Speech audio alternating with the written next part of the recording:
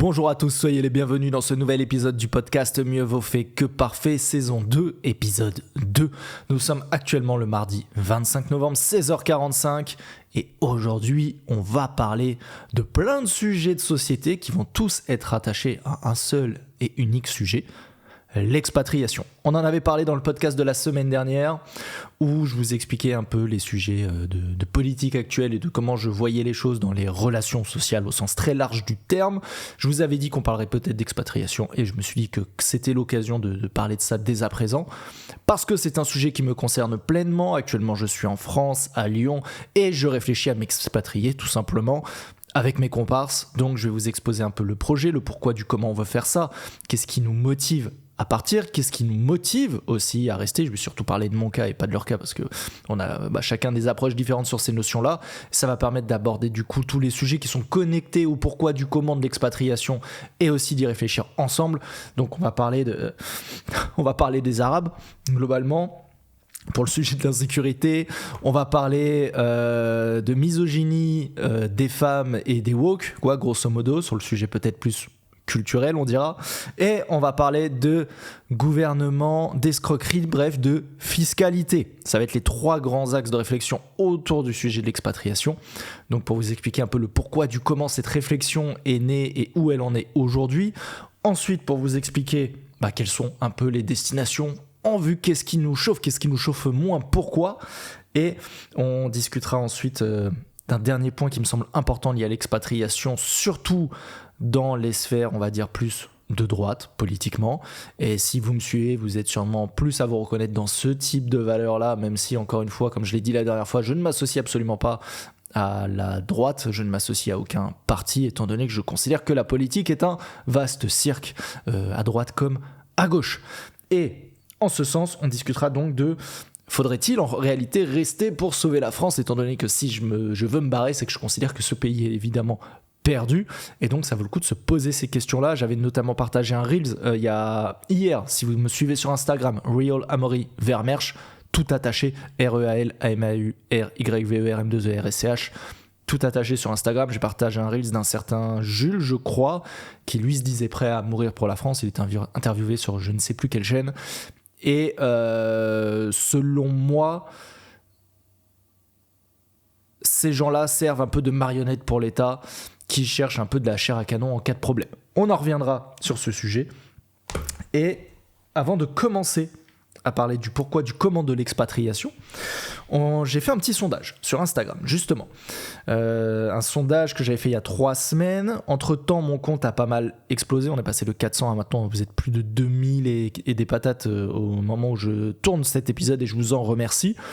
Et d'ailleurs, si vous découvrez ce podcast depuis Instagram, n'hésitez pas à évidemment liker si vous êtes sur YouTube et mettre 5 étoiles si vous écoutez sur Spotify, Apple Podcast. Ça me ferait extrêmement plaisir et ça permettrait de soutenir le travail. Mine de rien, faire du podcast, c'est pas un travail évident, surtout pour développer un podcast. Bref, je vous ai fait un petit sondage afin de savoir au sein de la communauté vous, comment vous vous positionnez par rapport à ce sujet. Et je vous avais proposé 4 options de réponse. Vous êtes à peu près 80 à avoir répondu. Réponse numéro 1, vous êtes déjà expatrié. Réponse numéro 2, vous avez prévu de vous expatrier. Réponse numéro 3, vous ne voulez pas vous expatrier parce que vous aimez la France en l'état.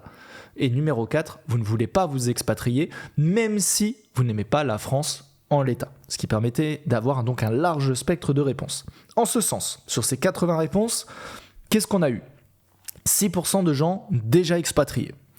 Il y a eu 30% de gens qui ont prévu de s'expatrier, donc en tout 36% qui sont partis ou veulent partir, donc grosso modo un tiers, et donc dans les 2 tiers restants, et c'est là que c'est très intéressant, on en a seulement 15% qui veulent rester parce qu'ils aiment la France dans son état actuel, et donc 48% qui restent malgré le fait de ne pas aimer la France dans l'état actuel.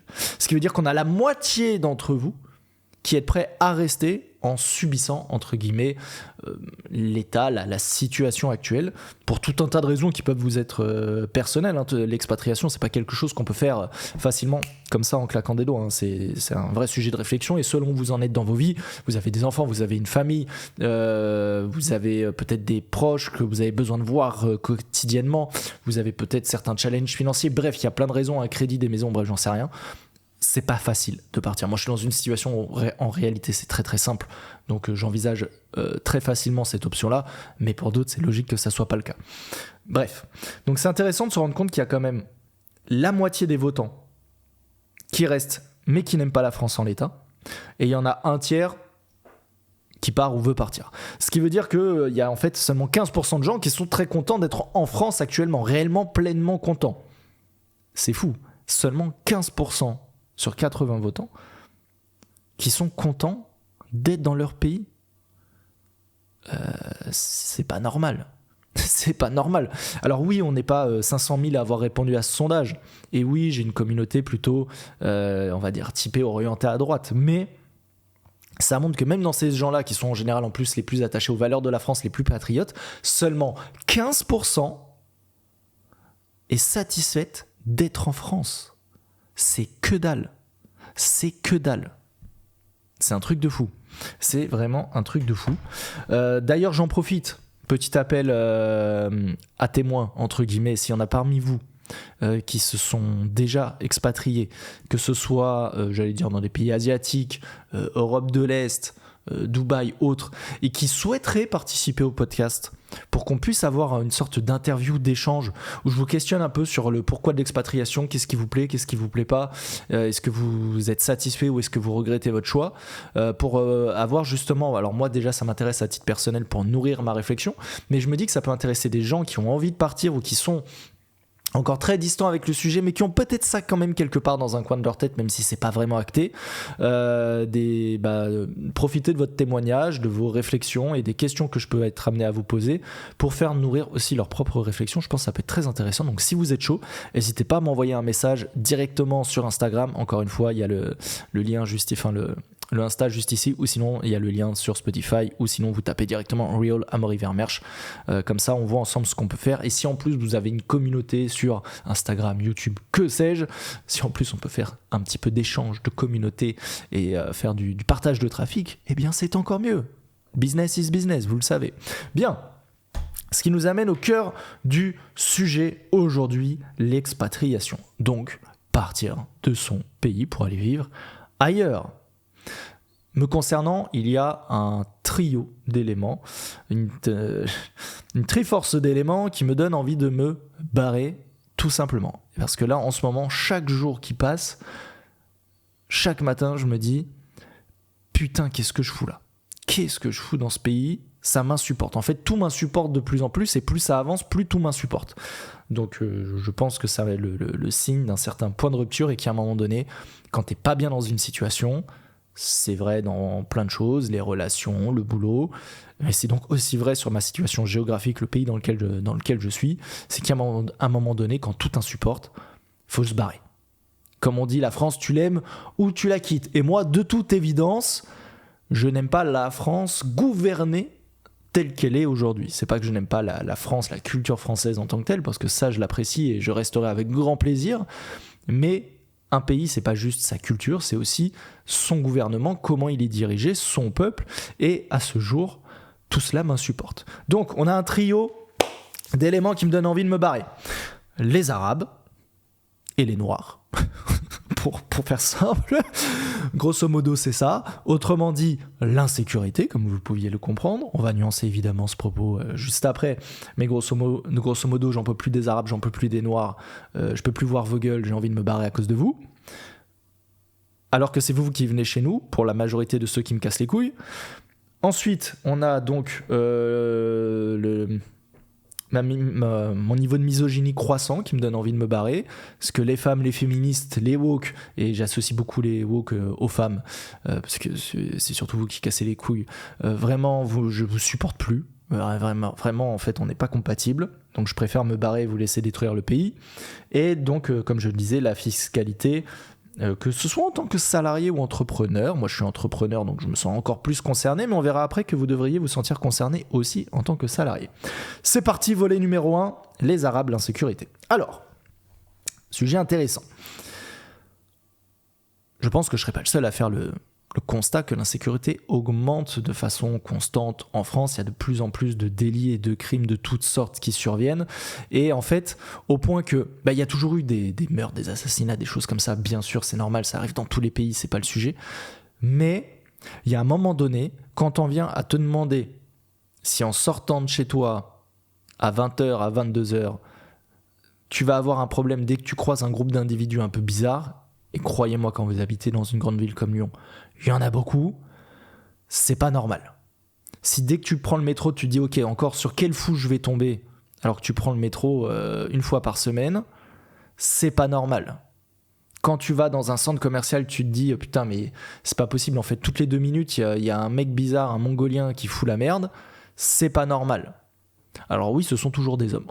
On est bien d'accord. Le constat très simple des féministes, c'est de dire oh, regardez, c'est toujours des hommes qui créent des problèmes. Oui, c'est vrai, sans déconner, c'est les hommes qui peuvent aller sur la confrontation physique et t'agresser physiquement. Non. J'espère que tu as fait de longues études pour te rendre compte de ça, qu'une femme, elle peut pas se permettre d'agresser physiquement quelqu'un parce que sinon elle se fait éclater. Même un enfant de 15 ans, il peut maîtriser une femme de 30 piges.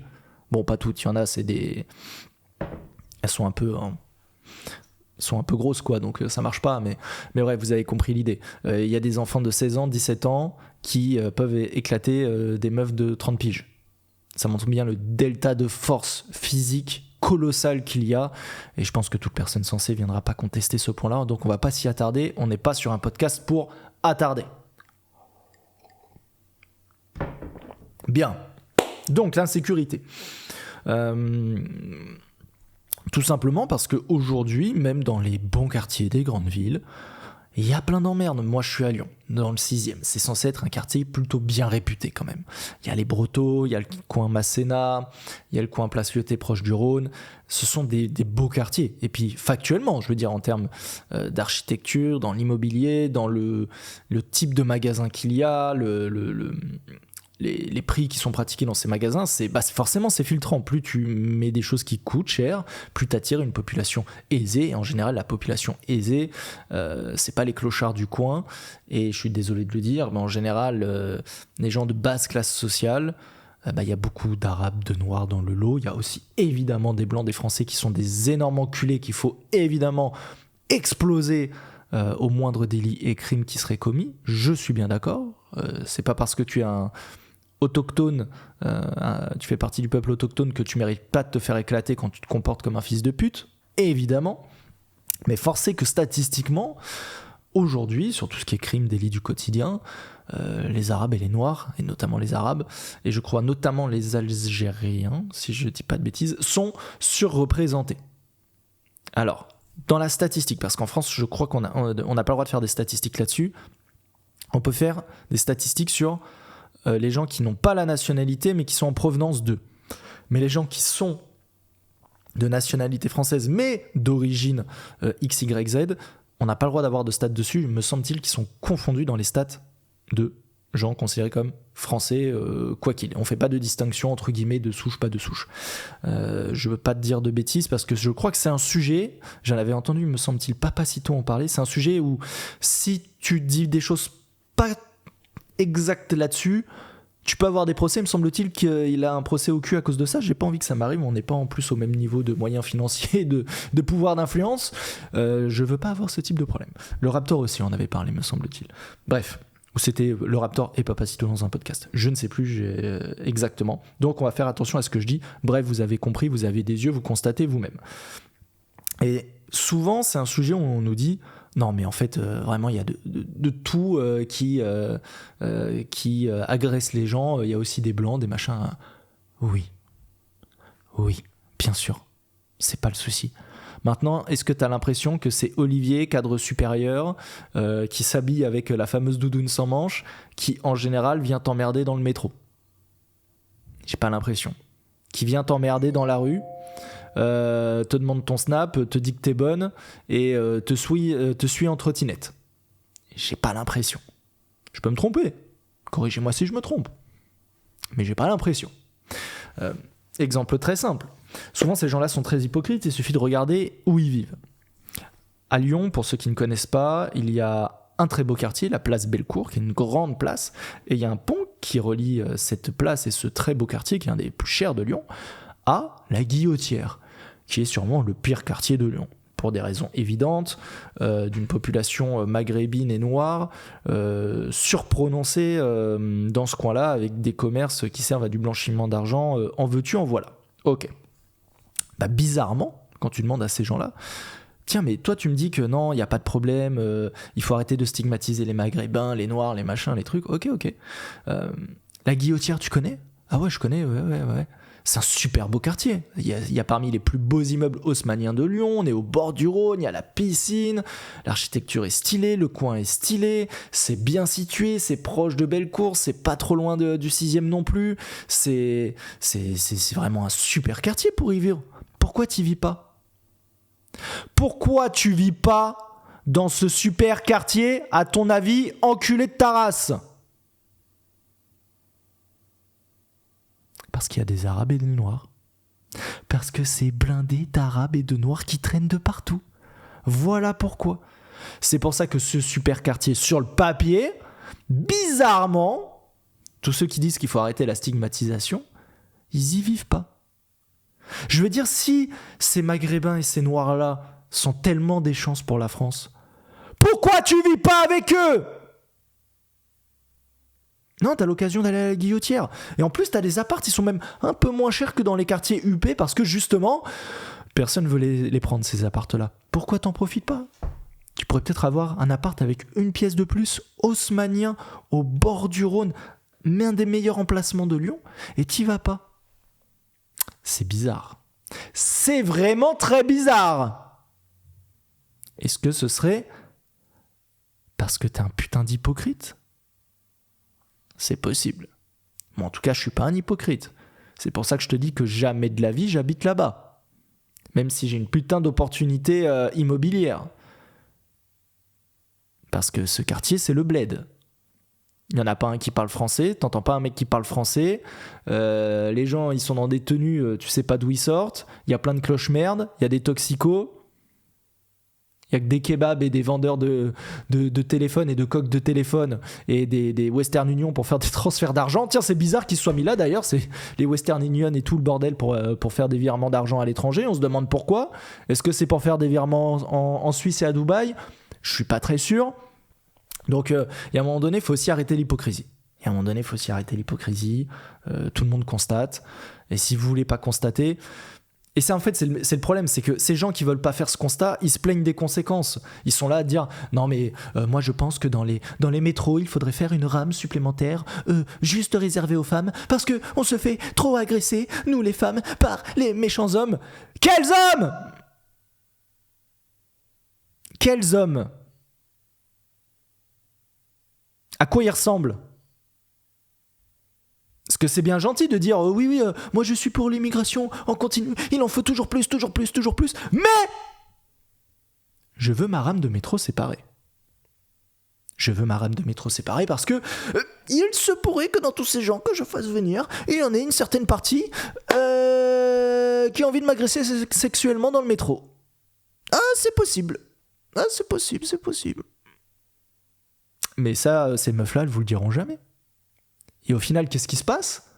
Si on met ça en place, c'est nous qui allons garder ces mecs-là dans nos rames. Donc nous c'est quoi ? Nous, on est de la merde ? Non, vous êtes des hommes. De toute façon, c'est tous les hommes qui commettent des agressions. Donc, en fait, entretuez-vous. Ça nous va bien. Mais putain, on n'a rien demandé. Nous, on est les premiers à dire ce serait peut-être bien de réguler certains types de populations qu'on fait venir sur le territoire. Parce que derrière, on a des emmerdes. Et vous, votre réponse, c'est pas « Ah ouais, bonne remarque, on va peut-être régler le problème à la source », c'est « Non, nous on a notre espace à nous, et maintenant vous vous démerdez. » Mais sale pute, ça va pas bien en fait. Comment tu veux qu'on fasse société ensemble si en fait tout ce que tu fais c'est pour me niquer et quand ça te retombe dessus, tu fais bande à part ? C'est quoi ce délire ? On vit dans quel monde en fait ? Parce que, évidemment, ceux qui commettent la majorité des petites agressions et autres délits de ce genre-là sur les meufs, c'est les mêmes qui viennent nous emmerder, qui viennent nous agresser. Anecdote personnelle, il y a pas si longtemps, il y a 1 mois et demi, je crois maintenant, je me suis fait tirer ma chaîne. J'étais dans le quartier Masséna, Courviton, donc un des beaux quartiers de Lyon. C'était jeudi, 20h, 20h30 je crois. Je revenais d'un coaching avec un élève que j'avais donné dans le petit parc de street en face du lycée du Parc, pour ceux qui connaissent. Il y a un terrain de basket et derrière il y a un petit parc de street très rudimentaire mais qui fait le taf, dans un quartier qui du coup est très sympa parce que c'est le 6e, c'est beau, c'est breton, c'est bien. Du coup je reviens, je passe par Courviton, je remarque un arabe bizarre parce que tenue bizarre, dégaine bizarre, attitude bizarre, enfin l'énergie un peu malsaine de la personne où tu te dis oula, lui je vais essayer de m'en tenir éloigné. Sur le trottoir d'en face qui vient face à moi, ok, je l'entreaperçois qui traverse au loin derrière moi, vu qu'on allait dans la direction opposée. Moi j'allais vers le Rhône, lui remonter vers Boto, qui passe derrière moi. À cette heure-là, je n'ai jamais mon casque. Oui, parce que ça, quand on parle d'insécurité, c'est aussi un truc con. Dites-vous, je n'ai, en grosso modo, passé 20 heures, je n'ai jamais mon casque sur la tête, j'écoute jamais de musique, pour justement être aux aguets de qu'est-ce qui se passe autour de moi. Dans quel pays, censé être civilisé, t'en viens à te dire je n'écoute pas de musique, j'écoute pas de podcast, je mets rien sur ma tête pour pouvoir être aux aguets et entendre les bruits et les comportements suspects potentiels et anticipés. En France, à 20h, pas à 3h du mat, pas à 5h du mat dans un quartier chelou, à 20h dans un des quartiers les plus safe et stylés de Lyon. Et je peux vous dire qu'on est plusieurs à faire ça. Et si aujourd'hui vous faites pas ça, vous êtes un suicidaire. Je sais pas quoi dire de plus, c'est juste que vous êtes inconscient. Parce que le meilleur moyen d'éviter une situation problématique, c'est encore de l'anticiper. Pour l'anticiper, il faut des infos et avoir votre ouïe disponible pour anticiper au mieux, c'est quand même pas mal. Ce qui m'a permis de partiellement anticiper, moi, mon agression et faire en sorte que, bon, au final, ça s'est passé quand même, mais ça aurait peut-être pu être pire. Donc, qu'est-ce qui se passe ? Je l'entreaperçois traverser au loin, mais il avait l'air de pas traverser à mon niveau, mais beaucoup plus loin. Donc je me dis, ok, ça va. Et quelques 20 secondes plus tard, je commence à entendre un bruit de pas un peu rapide se rapprocher de moi. Et comme j'avais vu personne derrière moi, sur les dernières secondes, sachant que la rue était quasiment déserte, je sais pas pourquoi elle était quasiment déserte, et très mal éclairée, je sais pas ce qu'ils ont à Lyon à vouloir couper la lumière dans toutes les rues, pour faire des économies d'énergie peut-être, parce que c'est le climat, c'est le CO2, mais au final tu vois rien dans des rues où déjà la moitié des trottoirs sont explosés, et en plus un individu sur 10 est un mec chelou. Et là, qu'est-ce qui se passe ? J'entends le bruit de pas qui se rapproche très fortement vers moi, pas comme si quelqu'un courait, c'est vraiment, tu sens que c'est une marche très très rapide, et je me dis, c'est sûrement ce gars que j'ai vu traverser, parce qu'il y avait personne derrière moi normalement, me semblait-il. Je peux vous me tromper, voilà, mais... Et donc, je me retourne pour regarder. Et au moment où je me retourne, en fait, le gars agrippe ma chaîne, la retire. Comme il a vu que je commençais à lever le coude en même temps pour l'empêcher de le faire, bon, il a dû y aller vraiment vénère. Il m'a arraché la moitié du cou. Je vous mettrai peut-être une photo pour ceux qui regardent le podcast sur YouTube, pour que vous puissiez voir. Du coup, avec son ongle, il m'a arraché un peu le cou. Rien de grave. Mais du coup, il a dû forcer pour l'avoir. Chaîne qui était à peine visible, je sais même pas comment il a fait pour la voir parce qu'elle était rentrée dans mon pull. Bref, elle dépassait à peine à l'arrière. Et du coup, il la prend. Au début, je suis pas sûr à 100% qu'il a tenté de prendre ma chaîne, donc j'analyse 3 secondes la situation et puis je la vois dans la main. Putain, il y a la machine à café qui se met en route en même temps. Puis je la vois à la main. Et là, je commence à me rapprocher de lui pour la récupérer. Un peu de façon inconsciente, parce que je sais absolument pas de quoi est capable le gars. Il avait un gros manteau, 2 mains dans les poches, enfin une des mains dans ses poches, je sais pas ce qu'il y a dans sa poche. Donc je commence à me rapprocher et après, hop, je m'arrête, parce que je me dis, attends, je sais pas ce qu'il a dans son autre poche, je vois pas sa main est pas en évidence. Donc à tout moment, il me sort un couteau, ce que tu veux, très classique. Et à ce moment-là, il dit à son pote qui est derrière, parce qu'en fait il avait un complice derrière, nique-le. Et là, je comprends que, ok, en fait, si je lui fonce dessus, en fait, je suis baisé. Le gars s'est approché, m'a regardé. Ils m'ont fait comprendre que je ferais bien de ne rien faire. et ils sont simplement partis. 20h, Courvuitton, Lyon, un des meilleurs quartiers. Qu'est-ce que c'est que ça ? Et cette histoire, faut savoir que moi j'ai mes parents qui sont à Lyon, qui sont dans le 6e, et je sais pas, peut-être 3 mois plus tôt, c'est arrivé à ma mère, pendant qu'elle promenait le chien. Alors là, c'était quelqu'un où c'était pas 2 gars en organisé, c'est un gars en spontané qui l'a croisé, qui s'est retourné et qui finalement lui a piqué sa chaîne. Elle est beaucoup plus âgée, donc forcément c'est aussi très facile. Puis en plus, elle a un chien, c'est un spitz, c'est un truc qui sert à rien, quoi. Donc bref, le gars lui a arraché la chaîne et est parti en courant. Et c'est arrivé encore peut-être 3-4 mois plus tôt à mon père, pareil, qui promenait un chien, où lui, il s'est pas méfié. Il était pas assez raciste. En fait, il y a un arabe qui l'a appelé tonton et qui lui demandait son chemin, et en lui montrant une carte ou un journal, je sais plus, et il l'a pas capté, et en fait le gars lui a mis une tape sur le dos, genre en plein milieu de la conversation, et il a pas capté qu'il lui avait volé sa chaîne. Il s'en est rendu compte en rentrant à la maison. Bref, à chaque fois le même profil. Parce qu'il y a un moment donné, c'est ça en fait, faut arrêter de se voiler la face, c'est toujours les mêmes profils. Évidemment que tous ces gens-là, tous les Maghrébins, tous les Arabes, sont pas des délinquants, c'est pas mon point. Faut pas être un débile mental non plus. Mais il y a un archétype précis qui est quand même très souvent coupable. Et il est pas très dur à détecter, cet archétype. Donc ce serait bien de faire quelque chose en conséquence. Parce qu'en plus, le problème, c'est quand ces gens-là, on les arrête, ils ont des casiers judiciaires longs comme le bras et on leur fait rien. Alors que la première chose qu'on devrait faire, c'est les exploser. Et la deuxième chose qu'on devrait faire, c'est les renvoyer en morceaux dans leur pays. Et si leur pays dit non, tu les renvoies dans la mer. Ça nourrira des poissons, c'est pas très grave. Mais il y a un moment donné, il faut faire quelque chose. Parce qu'au final, les gens qui en pâtissent, c'est nous. Super. Donc ça, c'est le premier sujet. L'insécurité quotidienne, croissante. Ça m'insupporte de pas pouvoir aller me balader dans la rue comme je veux, en me disant, mais en fait, peu importe l'heure, peu importe le machin, en fait, j'ai pas à me retourner et à regarder ce qui se passe derrière moi. Je peux écouter de la musique et me balader dans la rue sans me dire, si j'entends pas quelqu'un qui s'approche, je vais pas pouvoir réagir. J'ai pas envie de me dire, tiens, tel ou tel quartier, selon l'heure, le jour, le machin, je dois contourner, éviter, parce que y a une chance sur 2 que j'ai des problèmes. C'est chiant. En fait, c'est pas normal, surtout quand on a les moyens d'arrêter ça. Et si on extrapole encore plus loin, moi je suis inquiet même pour ma famille. La preuve, ils ont déjà eu ces problèmes. Ma petite sœur, mes frères. Si demain j'ai une femme, des enfants, est-ce que j'ai envie qu'ils grandissent dans un pays où dès qu'ils passent le palier de la porte, je suis obligé de leur dire embauche un garde du corps parce qu'on sait jamais ce qui peut se passer. En fait, c'est invivable. C'est invivable. Et c'est que le début, à mon avis. C'est ça en plus, c'est que, selon moi, c'est que le début. Donc il y a ce premier volet, insécurité. Deuxième volet, les woke. Putain, j'en peux plus. Les woke / les gauchistes / les féministes 2.0 chelous à la con. Alors vous, j'en peux plus. Parce que, vous contribuez à l'insécurité. Parce qu'en général, la majorité des meufs, vous êtes de gauche, vous êtes pour ces trucs-là. Et ensuite, quand ça vous arrive, vous voulez des wagons qui vous séparent des hommes. Allez vous faire foutre. Et donc vous, j'en peux plus. Si bien qu'on arrive dans un climat, j'en avais parlé dans le précédent podcast, d'anxiogénité et de distension sociale qui est folle.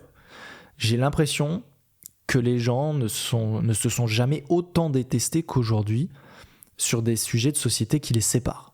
C'est un truc de fou. J'ai l'impression que la possibilité du dialogue et de l'échange et de n'est plus possible, tout simplement. Tout simplement parce qu'il y a des différences de point de vue sur des sujets qui sont pas compatibles en fait. C'est pas, ok, je comprends ton point de vue, vas-y, fais ta vie, je fais la mienne. Parce qu'en fait, si je te laisse faire ta vie, ça impacte la mienne, et si moi je fais la mienne, ça impacte la tienne. Et vu qu'on n'est pas d'accord pour ça, forcément on rentre en conflit, on se considère mutuellement comme chacun est l'incarnation du mal de l'autre. Donc forcément c'est un problème. Et aujourd'hui, et ça c'est vrai sur plein de sujets. On l'a sur le sujet typiquement, j'allais dire, pour rester dans le milieu professionnel, on a encore ces sujets d'inégalité salariale où les gens cassent les couilles, les quotas pour les meufs. On nous dit oui, mais nous on n'est pas traités comme vous, nanana, on peut pas choisir les métiers qu'on veut comme vous. Enfin tous ces trucs là, je me dis mais putain, mais c'est pas possible. On disait déjà ça il y a 10 ans, ça fait 10 ans qu'on sait que c'est faux. Il y a plein de gens, notamment par exemple le Raptor, qui est, je pense, celui qu'il faut le plus citer, qui a fait beaucoup de boulot là-dessus pour remettre l'église au centre du village. Voilà, si tu te renseignes 3 secondes, tu sais très bien que c'est de la merde et il faut arrêter. Il y a eu ce sujet forcément du Covid, où pour moi cette période c'était l'enfer, et quand on reparle avec du recul, il y a encore des gens qui disent ah mais non, on a très bien fait, si c'est à faire faudrait le refaire, moi je suis prêt à me réinjecter 25 doses si besoin, à refaire 25 000 confinements parce que ça a sauvé des vies.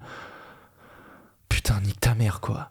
Il y a le climat, il y a l'immigration, en fait c'est pas possible, sur tous les sujets il y a un problème, sur tous les sujets il y a des problèmes, ce qui fait que la population rentre en conflit frontal et de façon totalement incompatible.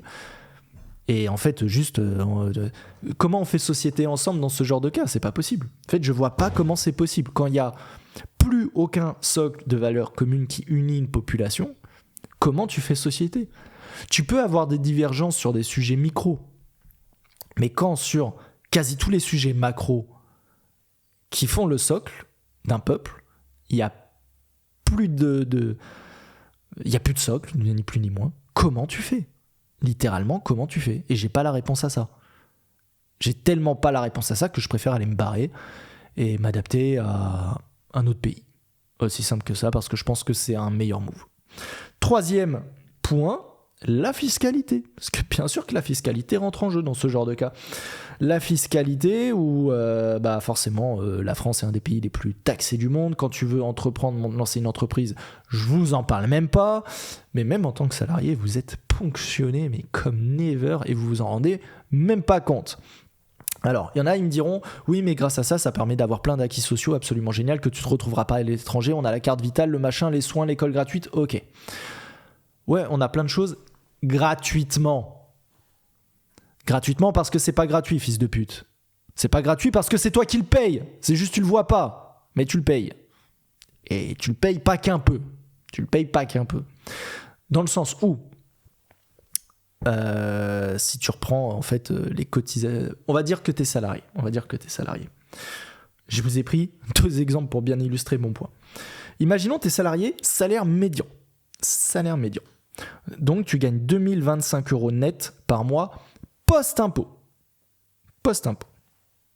Ça veut dire que tu coûtes à ton employeur 3 569 €. Donc 1 500 € de plus. Ce qui veut dire que tu as un employeur. Pour que tu aies 2 000 dans la poche, prêt à être dépensé, il faut que lui, il ait dépensé 3 500 €. Qu'est-ce qui s'est passé entre-temps ? L'État est intervenu et a pris ces 1 500 €. Ok, pourquoi pas, c'est pour bénéficier d'avantages sociaux. Ok. Sauf que, parce qu'on a tendance à l'oublier, il y a un truc en France qui s'appelle la putain de TVA de ta mère, qui a 20 putains de pourcents. 20%. 5 sur les trucs primaires, mais bref, 20% sur la plupart de vos achats. 20%. Ce qui veut dire qu'en réalité, tu dis, ah mais moi je gagne 2025 € net post-impôt, trop bien. Non, tu gagnes 2025 € moins 20% de TVA. Parce que c'est 2025 € que tu vas dépenser. En réalité, il y en a 20% qui sont encore pour l'État, sachant qu'il en avait pris 1500 juste avant. Autrement dit, il t'en reste 1600. Ce qui veut dire qu'en réalité, tu ne gagnes pas 2025 € net post-impôt au salaire médian. Tu gagnes 1620 € net post-impôt, post-TVA. C'est ça en réalité ton pouvoir d'achat, c'est 1600 €. Ce qui veut dire que ton patron a payé 3500 balles pour qu'en gros il t'en reste 1600. Autrement dit, il y a 55% de l'argent qui est parti, pouf, dans les caisses de l'État. 55%! C'est un truc de baiser. C'est un truc de 55%. Et n'oubliez pas un détail. Les impôts en France, c'est par tranche. Plus tu gagnes, plus tu passes des tranches, plus tu payes d'impôts. Ce qui veut dire que si tu as un salaire plus haut, tu vas en réalité en donner encore plus à l'État. Pas plus en valeur absolue, plus en pourcentage. Ça aussi, c'est aberrant. Je ne sais pas qui a légalisé l'impôt par palier aussi, c'est un truc de fou furieux. Donc, autre exemple. Imaginons demain, Tu gagnes 4 000 euros net, post-impôt. Donc tu gagnes bien ta vie, tu es quand même dans les 10% des Français les plus riches. Ok. Et encore, 4 000 euros, tu fais pas des trucs de fou, tu n'achètes pas des produits de luxe, tu fais pas des voyages dans tous les sens, tu peux pas forcément t'acheter un bien immobilier ultra stylé, pour peu que tu aies 1, 2, voire 3 enfants, le coût de la vie, si ta femme elle assure pas derrière, tu t'en sors, c'est pas le problème. Mais t'es pas riche, tu fais pas des trucs de fou, qu'on soit bien d'accord. Bien, donc 4 000, moins la TVA, on l'oublie pas, donc en fait 3 200. Donc tu as 3 200 de pouvoir d'achat réel. Tu as coûté 8 600 euros à ton employeur. Le gars, il paye 8 600. Sachant qu'il se fait imposer et taxer sur plein de trucs, ton employeur aussi, t'inquiète pas. Il paye 8 600. Et toi, à la fin, il te reste 3 200 dans la poche. L'État a pris 63% de l'argent. 63%! Et c'est sûrement encore un peu plus si on s'amuse à aller sur des salaires un peu plus hauts qui, du coup, maximiseront la part que l'État va prendre dans la dernière tranche d'imposition. Je crois que vous ne vous rendez pas compte. Vous allez me dire, oui, mais encore une fois, c'est normal, on profite d'avantages sociaux. Oui, mais quand l'État prend 63% de ce que le patron voulait te verser à la base, ça veut dire que, en fait, tu travailles 63% de ton temps pour l'État. Je ne sais pas si vous captez. Vous avez peut-être entendu sur les inégalités salariales cette fameuse phrase qui dit oui, à partir de telle date, les meufs travaillent gratuitement, ce qui est complètement faux, par rapport au salaire des hommes. Ok. Il y a plein de gens, ils ont dit ah ouais, c'est vrai que c'est scandaleux. T'imagines, tu travailles 1 mois et demi par an, 2 mois par an gratuitement par rapport aux hommes. Oh putain, c'est horrible ça, c'est pas normal. Vous travaillez 55, 63, peut-être même plus de pourcents de votre temps pour l'État. Pas pour vous, pour l'État. 55, voire 63% de votre temps de vie est dédié à l'État. Vous n'êtes pas fonctionnaire, vous êtes salarié dans le privé.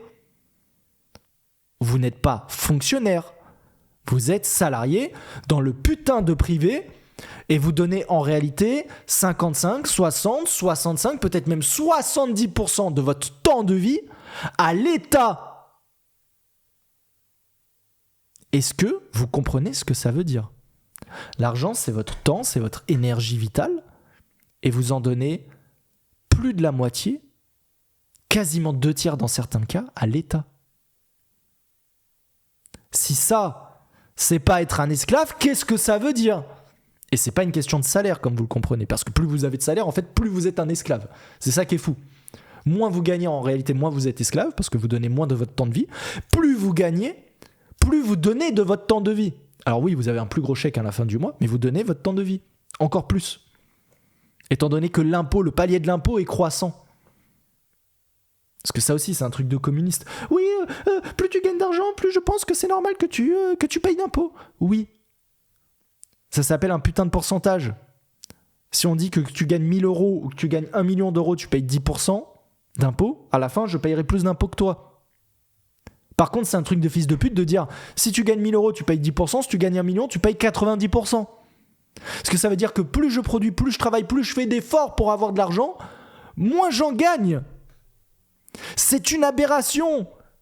C'est-à-dire qu'à un moment donné, il vaut mieux ne plus travailler, parce qu'en fait, ça devient de moins en moins rentable, plutôt que de continuer de travailler si tu as envie de t'enrichir. Mais qu'est-ce que c'est que ça ? Qui s'est dit c'est normal ? Et c'est pour ça que dans plein d'autres pays, c'est pas le cas. Ce qui nous amène aux fameuses destinations qui m'intéressent. Donc pour ce rappel de contexte rapidement, le Bastion, on est 3. Il y a un de mes potes qui est dans la dev informatique, plus il a sa boîte de photo-vidéo.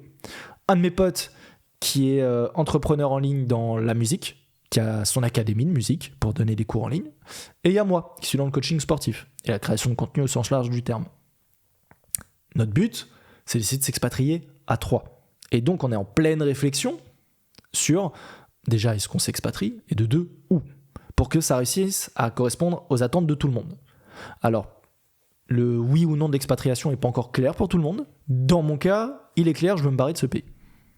Maintenant, moi, la question qui se pose aujourd'hui, à laquelle j'ai pas encore répondu, c'est est-ce que je privilégie avant tout le côté bastion groupe, et donc si on décide de ne pas se barrer, est-ce que je me barre pas, ou est-ce que malgré tout je me barre et je suis prêt à me barrer seul?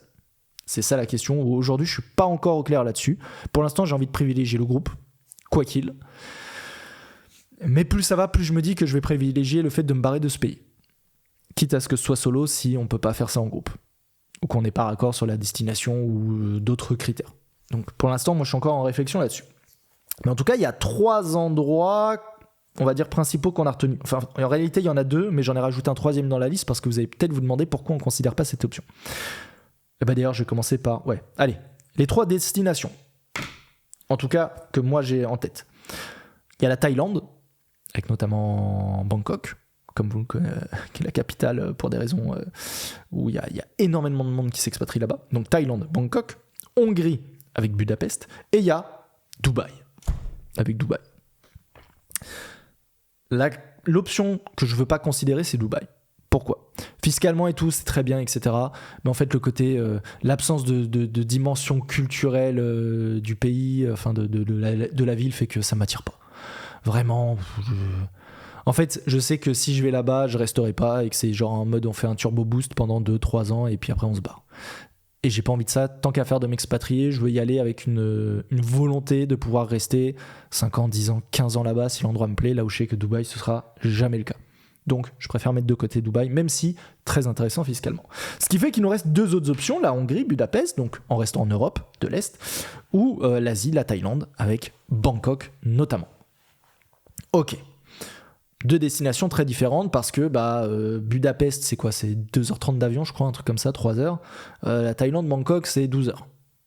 C'est pas la même chose. C'est pas le même prix des billets d'avion, même si le gain de niveau de vie et de fiscalité fait qu'au final, ce sera pas un problème. Ça n'empêche qu'en termes de distance, de logistique, c'est quand même pas le même niveau de praticité.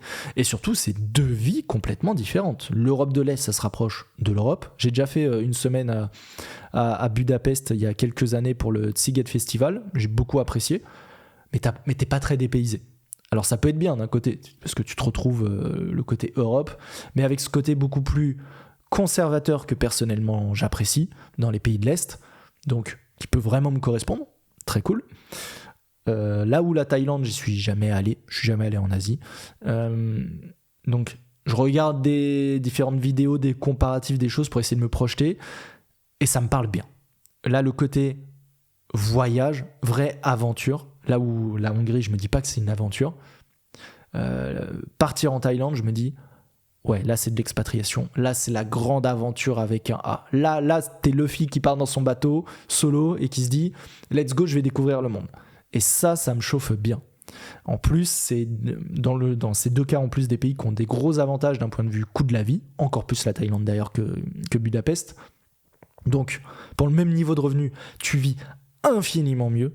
Le prix des logements, les loyers et tout, c'est tellement plus accessible. En plus, c'est des pays où tu peux louer facilement. Genre la Thaïlande, t'as juste à payer et tu peux louer des apparts. On ne te casse pas les couilles. Là où la France, quand vous êtes entrepreneur, ce sera peut-être le sujet du prochain podcast sur l'évolution de mon business, etc. et certaines décisions, c'est horrible. En fait, même si t'as l'argent, c'est infâme. C'est infâme. C'est n'importe quoi. Encore une fois, parce qu'on est dans un État qui veut tout gérer pour le peuple, un État communiste, c'est n'importe quoi. Déjà, quand t'es salarié, c'est chiant, mais alors quand t'es entrepreneur, bref, on en parlera sûrement dans un prochain épisode. Et donc, avoir cet aspect. Grand voyage, coût de la vie, pas de problème d'insécurité, pas de problème de woke de merde, parce que c'est des pays, ils en ont rien à foutre de tout ça. Pas de problème de fiscalité, pas de problème de logement, culture qui me parle. Mais en fait, trop bien. Trop bien. Alors oui, je ne serai jamais intégré aux locaux. Je ne serai jamais un membre à part entière du peuple thaïlandais, c'est vrai. Mais tout comme je pars du principe que quelqu'un qui vient, je sais pas moi, de je sais pas quel pays, à la culture qui n'a rien à voir avec la France, ne sera jamais un membre du peuple français en tant que tel intrinsèquement. Ce qui ne veut pas dire que ça ne peut pas être une excellente personne, qu'il ne faut pas la considérer et qu'elle ne peut pas apporter énormément au pays et que ça ne peut pas être une personne avec qui je vais être extrêmement proche, ça n'a rien à voir. Mais c'est juste que les peuples ont leur culture qui leur sont propres, et évidemment qu'un blanc qui va en Asie ne sera jamais asiatique. Tout comme si demain je m'expatrie, je sais pas, au Nigeria, je ne ferai jamais partie de leur population. Qu'importe ce que je fais. Parce que on n'est pas pareil. Rien que visuellement. Un Nigeria blanc, ça n'a pas de sens. Un Asiatique blanc, ça n'a pas de sens. Tout comme un Français noir, ça n'a pas de sens. Culturellement. Encore une fois, me faites pas dire ce que j'ai pas dit. Ça n'a pas de sens. Les peuples ont leur spécificité, et c'est très bien, c'est ça qui fait la richesse et l'intérêt de ces différents peuples. Ça veut pas dire qu'il peut pas y avoir des mélanges, des échanges, hein, bien sûr. Mais chaque peuple a son socle, et l'apparence des personnes qui peuplent un pays y contribue directement. Parce que ton apparence est aussi la conséquence de l'évolution de ta population dans un environnement donné pendant des milliers d'années. Tout simplement. Bref. Donc, il pourrait y avoir ce côté-là qui est négatif, mais moi je suis très à l'aise avec ça. Je sais qu'il y en a certains, ça pourrait les déranger. Moi, ça ne me dérange absolument pas de me dire oui, je ne ferai jamais partie de leur peuple. Je pourrais pas voter, je pourrais très probablement, je pourrais pas voter, pas participer aux décisions politiques, etc. Ok, il n'y a pas de problème, ça ne me dérange pas. Je vote déjà pas en France, de toute façon. Alors pourquoi je voterais dans un pays qui est pas le mien, dans lequel j'ai pas grandi ? J'ai pas de droit de regard sur leur civilisation. Donc, j'ai aucun problème avec ça. Donc ça, c'est les deux grands pays possibles, Thaïlande, Hongrie. Voilà. On verra un peu comment ça se goupille dans les prochains jours, mais maintenant vous savez pourquoi j'ai envie de partir et pourquoi ces pays peuvent donc m'attirer. Préférence pour la Thaïlande quand même. D'ailleurs, si quelqu'un du coup a soit fait de l'expatriation en Hongrie, soit en Thaïlande et souhaite participer encore une fois à ce podcast pour un prochain épisode, même si c'est que dans 2 mois, 3 mois selon vos dispos, ce serait avec grand plaisir de pouvoir échanger, poser des questions et renseigner un petit peu tout le monde là-dessus. Ce qui nous amène à la dernière question que je voulais aborder sur le sujet de l'expatriation, qui est le patriotisme. Le patriotisme. Rester pour sauver la France, est-ce que c'est une bonne idée ? Si on aime son pays, est-ce qu'en fait se barrer, c'est pas le trahir ? C'est une vraie bonne question, hyper légitime. Et j'ai envie de vous dire, oui, c'est de la trahison dans le principe, dans le côté intellectuel de la chose, mais c'est la seule solution factuelle à mon sens. Je m'explique. Je comprends qu'on puisse se dire, non mais si on aime son pays, qu'on n'est pas d'accord avec ce qui s'y passe, et qu'on veut agir pour son bien, il faut le changer. Le problème, c'est qu'il y a 2 choses pour changer un pays. De 1, il faut avoir du pouvoir, il faut avoir de l'argent. Je suis personne. Et quand je dis qu'il faut avoir du pouvoir, il faut avoir de l'argent, il faut en avoir énormément. Un Elon Musk, par exemple aux États-Unis, a de l'influence dans le pays. Un Trump a de l'influence. Et encore, même ces gars-là, qui ont énormément de pouvoir et d'argent, ils font pas ce qu'ils veulent. Sauf qu'aujourd'hui, je suis pas du tout au niveau de ces gars-là. Demain, t'es un mec qui pèse comme ça dans l'économie et en termes d'influence, ouais, là, tu peux peut-être changer des choses en France. Mais tant que t'es pas à ce niveau-là, mais en fait, t'es personne, on en a rien à foutre de toi. Rien à battre. Ok ? Donc c'est le premier point. C'est parce que c'est pas juste en disant oui, c'est pas cool, il faut rester, il faut changer la France que tu vas changer quoi que ce soit. T'es personne, je veux dire t'es un clochard, personne sait que t'existes, personne t'écoute, moi le premier. Tu vas rien changer du tout. Tu vas bien te soumettre. Et le jour où le pays voudra, où le gouvernement il voudra t'éteindre, il t'éteindra. En attendant, tu vas payer avec 60% de ton temps de vie et tu vas bien fermer ta gueule. Parce que c'est la seule chose que tu vas faire concrètement. Donc raconte pas ta vie, t'es personne. Premier point. Et à un moment donné, pour changer les choses, il faut être quelqu'un. Deuxième chose. Oui, je comprends qu'on se dise que c'est une trahison au sens de ouais, mais tu quittes ton pays, tes valeurs, ton peuple, la France t'a aidé, t'a apporté, a contribué à être qui tu es aujourd'hui, et du coup tu devrais lui rendre.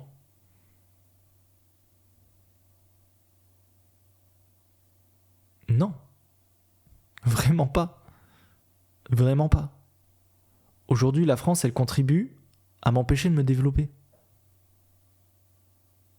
Comment j'aide la France si elle-même m'empêche de me développer ? Parce qu'encore une fois, si tu veux pouvoir aider la France, il faut devenir quelqu'un. Il faut avoir de l'influence, il faut avoir de l'argent, il faut avoir du pouvoir. Si tout est fait en France pour t'empêcher d'avoir ça, À quel moment la France, tu lui es redevable? Elle t'empêche de le faire. Elle t'empêche de le faire notamment via la fiscalité. Parce que quand tu donnes 60%, peut-être même plus de ton temps de vie quand tu as une boîte, à l'État, pour que derrière ce même État, il n'y a rien qui fonctionne, parce que c'est vrai que j'ai oublié de le préciser tout à l'heure, oui, c'est bien pour plein d'acquis sociaux, oui d'accord, sauf qu'il n'y a rien qui fonctionne. La santé ne marche pas, la police ne marche pas, l'éducation ne marche pas, il n'y a rien qui marche. Tout tombe en ruine. On te prend 70% de ton temps de vie pour un retour sur investissement qui en plus est négatif.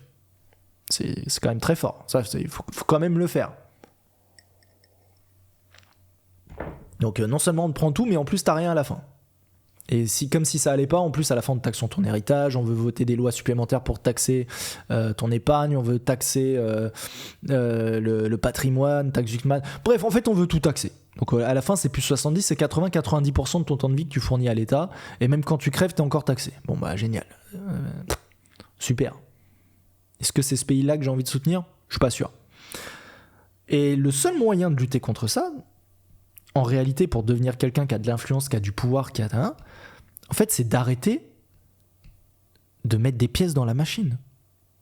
Le problème en restant en France, c'est que vous mettez des pièces dans la machine qui vous tapent dessus. Vous continuez de fabriquer des bâtons aux bourreaux qui vont vous taper avec. En fait, actuellement, tant que vous restez en France, concrètement, alors que vous voulez la sauver, vous êtes en train de tous les jours fabriquer des armes pour les donner à quelqu'un qui ensuite va utiliser ces armes sur vous. Et vous pensez que vous allez sauver un pays en faisant ça. Vous êtes juste en train de vous suicider. Vous êtes les propres artisans de votre prison. C'est tout.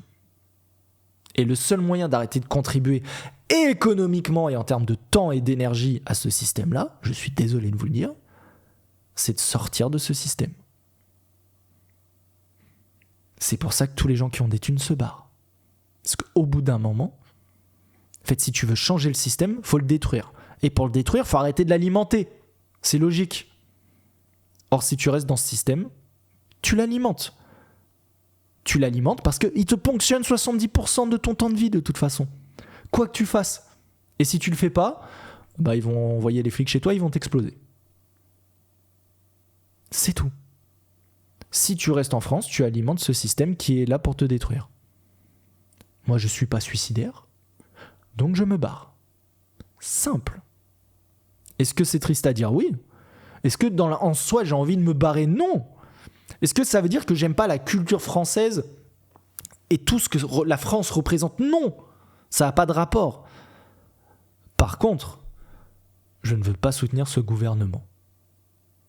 Je ne veux pas soutenir ce gouvernement. Donc je me barre. Parce que le seul moyen de ne pas le soutenir, c'est de ne pas l'alimenter, c'est de ne pas l'enrichir, donc de ne pas lui donner mon argent, donc de ne pas lui donner mon énergie et mon temps de vie, ce que vous faites en restant. C'est aussi simple que ça. Aussi simple que ça. Et vous aurez beau tourner le problème dans tous les sens, c'est exactement ce qui va se passer. Et en plus de ça, pour sauver un pays, encore faudrait-il qu'il ait envie d'être sauvé. À savoir que le peuple ait envie d'être soutenu et sauvé. Sauf que quand vous avez un tiers ou la moitié de gauchistes, qui eux veulent encore plus d'État, plus de règles, plus de partage des richesses, plus de communisme, c'est-à-dire qu'en plus de lutter contre l'État, ce qui est déjà très dur, vous devez lutter contre la moitié de la population qui vous déteste et qui va vous mettre des bâtons dans les roues. Mais moi, j'ai pas envie d'aider ces gens-là. Démerdez-vous. Restez avec vos vies de merde. Mais je vais pas sacrifier ma vie pour vous. Dans quel monde? Je donne déjà 70% de mon temps à l'État. C'est pas pour donner les 30% restants à une moitié de la population qui me chie dessus. Et qui, même si demain je l'aide, va dire que je suis un enculé. Quel intérêt? En fait, il y a un moment donné, il faut juste arrêter. Il faut se dire, bah attends, c'est bon. Niquez vos mères, moi je fais ma vie, faites la vôtre, et puis venez, on fait société à part, en fait. En fait, je vois pas d'autre solution. On fait société à part. Et le seul moyen de faire société à part aujourd'hui, bah, c'est de se barrer. Donc je me barre. C'est tout. C'est tout. Est-ce que je suis content de ce constat? Non. Mais c'est le seul constat froid et rationnel que je suis en capacité de faire aujourd'hui. De là, vous en tirez les conclusions que vous souhaitez. Ce qui conclura ce podcast sur l'expatriation. J'espère que cet épisode vous a plu. J'étais un peu plus en forme que la semaine dernière. La semaine dernière, je me suis réécouté. Je me suis dit, oh putain, je parle chill. C'est pas plus mal de temps en temps, mais du coup aujourd'hui j'étais un peu plus chaud. J'ai envoyé un peu de bonne énergie et de mauvaise énergie aussi, il faut le dire. J'espère que ça vous aura plu. En tout cas, si c'est le cas, je vous rappelle, abonnement sur YouTube, like sur YouTube, 5 étoiles sur Spotify, on est à 110. 5 étoiles me semble-t-il, ce qui est beaucoup pour ce podcast. Bon, ça vient surtout de la saison 1. Donc je compte sur vous, soit les anciens qui sont toujours présents, soit les nouveaux venus pour soutenir le podcast et à regarder les anciens épisodes. Il y en a beaucoup qui devraient vous intéresser en point de vue mindset, développement personnel, business, etc. Relations, j'avais déjà abordé plein de sujets. Donc n'hésitez pas. Et à partir de la semaine prochaine, je pense que je reprendrai le format de podcast en mode 3 parties. Semaine vers la liberté, le sujet principal et vos questions. Et j'en profite pour répondre d'ailleurs à une des questions de la semaine dernière. Et merde, j'ai oublié de regarder le pseudo de la personne. En plus sur YouTube, ça m'affiche mal les commentaires sur l'appli, je sais pas pourquoi. Hop là, accordez-moi 3 secondes. Commentaire avec réponse. Ah oui, donc de Darklink8620 qui est abonné depuis longtemps. Quels sont les sujets de société que tu comptes le plus débattre au travers de tes futurs podcasts ? Je lui avais répondu en commentaire que j'étais pas encore clair là-dessus. Eh bien, les sujets de société que j'ai envie de débattre, entre guillemets, il y a les relations, au sens large du terme. On reviendra dessus sur plusieurs angles différents au cours des épisodes. J'ai envie de parler aussi de prendre soin de soi sur le physique, sur la tenue vestimentaire, sur la posture, sur l'éloquence et de tout ce qui peut s'y rattacher. C'est des choses que j'ai envie d'aborder. L'expatriation, on a pu toucher à plein de sujets de société qui sont directement connectés aujourd'hui, mais on pourra les approfondir aussi un par un dans d'autres épisodes si l'occasion s'y prête, notamment sur toute la partie woke, etc. D'ailleurs, n'hésitez pas à vous abonner sur Instagram, Rio-Maury-Vermeer, je fais des réactions quasiment tous les jours sur ces sujets-là. Je vois que ça me plaît beaucoup, je vais continuer. Et je vais bientôt d'ailleurs aussi reprendre ma chaîne YouTube, enfin lancer une nouvelle chaîne YouTube principale avec beaucoup de contenu réaction autour des sujets de société. Aussi bien pour le côté réflexion que pour le côté divertissement, parce que c'est cool, moi ça m'amuse. Et puis je sais que ça vous amuse aussi, comme je faisais il y a une époque, il y a 2 ans de ça et que ça avait beaucoup marché. Je vais reprendre aussi sur cette chaîne ensuite, il y aura dans un temps second du vlog, lifestyle, sur l'entrepreneuriat, sur le sport, sur tout ce qui peut faire mon quotidien pour vous le partager et essayer de vous motiver, vous inspirer à vous dépasser vous aussi. Et troisièmement, il y aura des contenus peut-être plus éducatifs sur certains sujets spécifiques, des sortes de tutos, guides, que ce soit sur le développement personnel, les vêtements peut-être. Bref, des sujets, on va dire, un peu plus orientés partage pur de connaissances. On verra. Je suis encore en réflexion là-dessus. Normalement, je tournerai mes premières vidéos réactions là cette semaine. Et donc, peut-être que vous verrez les premières diffusions courant décembre. On verra. Ça dépendra ce que ça donne. Pour les prochains épisodes, n'hésitez pas à poser vos questions, que vous soyez sur YouTube, Instagram, Spotify. Évidemment, je les reprends dans la 3e partie, vos questions du prochain épisode, qui aura lieu sûrement la semaine prochaine. Je vous tiens au courant. En tout cas, c'était un plaisir de vous avoir pour un nouvel épisode de podcast Mieux vaut fait que parfait. On se dit à la prochaine. Portez-vous bien. Ciao.